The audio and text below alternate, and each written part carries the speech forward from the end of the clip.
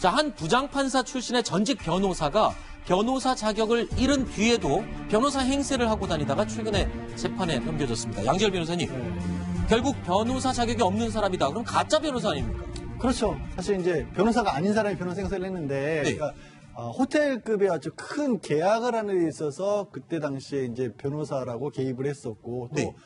지인의 뭐 형사사건 같은데 서류 작성을 좀 도와준다거나 하면서 돈도 받았어요. 그러면서 뭐 고문 변호사님, 대표 변호사님 이런 명함까지 써서 이렇게 돌렸던 거입니다. 그래서 창피한 얘기인데 사실 부장판사 출신인데 이게 되게 창피한데 지방 변호사회에서 검찰에 고발을 해서 결국 불구속 기소하기로 했습니다. 자, 변호사 행세를 하고 다닌 가짜 변호사, 말씀하신 것처럼 전직 부장판사 출신이에요. 그런데 변호사를 못하게 된 이유 뭘까 살펴봤더니 그 유명했던 과거의 벤츠 여검사 사건의 인물 가운데 한 명이었다고요. 참 이 사건이 법조계를 참 굉장히 어떤 들었다 놨다 한 사건이었는데요. 네. 사실 예전에 이제 부장판사 출신이 이제 내연의 관계에 있는 한 여성이 있었습니다. 네. 근데 이 여성이 이제 뭐 절도를 해서 문제가 됐었죠.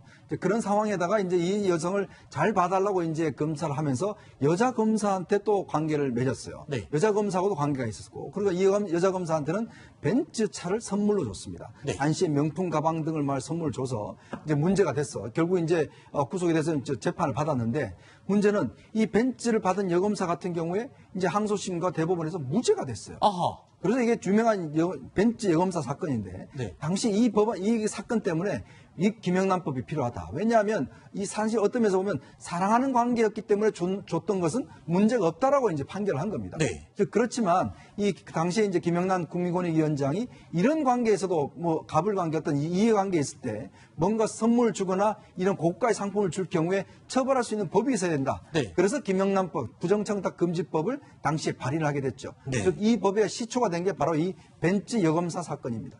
네. 자, 그래서 그 당시에 이런 말도 돌았죠.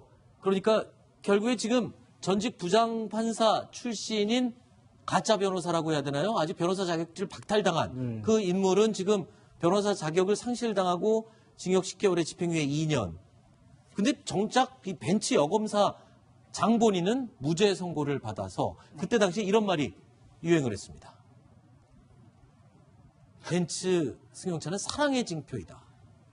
대가성을 인정하기 어렵다. 이렇게 해서 무죄가 됐던 사건입니다. 그런데 저 여성 검사는 무죄, 그리고 이 부장판사 출신은 지금 유죄를 받고도 변호사를 자격 박탈당하고 또 무자격으로 활동하다 또 기소가 되고요. 네, 그러니까 이거를 좀 법률적으로 설명을 드리면요.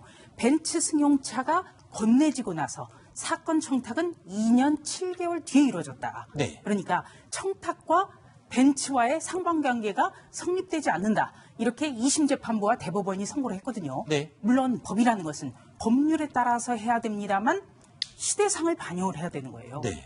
그러니까 재판부에서는 이 대가성을 입증하지 못한다면 무죄가 아니냐 이렇게 네. 봤지만 공무원에게서는 직무 관련성이 입증되지 않더라도 네. 받았다는 것만으로도 이거는 처벌을 해야 된다. 네. 이런 목소리가 굉장히 높았고요. 벤츠는 자동차가 아닙니다. 네. 벤츠는 사랑입니다. 뭐 네. 이런 그 유행어도 있었어요. 그래서 네. 광고 카피였습니다. 그래서 이 판결이라고 하는 건요. 법률과 법과 원칙에 따르되 반드시 시대상을 반영해야 된다. 예. 판사님들이 좀 다시금 생각해 주셨으면 좋겠습니다. 알겠습니다. 양지열 변호사님, 일부 무리를 일으켰던 법조인이 변호사 개업을 하지 못하도록 막지만 어느 정도 시간이 지나면 또 다시 허용을 해주는 경우를 저는 많이 봤거든요. 이분도 혹시 어느 시일이 지나면 또 다시 변호사를 개업할 수 있는 거 아닌가요? 원래 이제 집행유예 끝나고 5년 정도 지나면 회복을 할 수 있습니다. 그런데 아마 이거는 집행유예 끝나고 5년도 지나지 않은 상황에서 지금 또 기소가 됐기 때문에 또 이제 자격 정지가 될 수밖에 없는 상황으로 보이네요. 알겠습니다. 참고로 그랜저 검사도 있었습니다. 그랜저 벤츠 검사도 여검사만 있는 게 아니라. 알겠습니다. 오늘은 차량 선전을 너무 많이 하는 거 아니에요? 균형을 위해서. 네.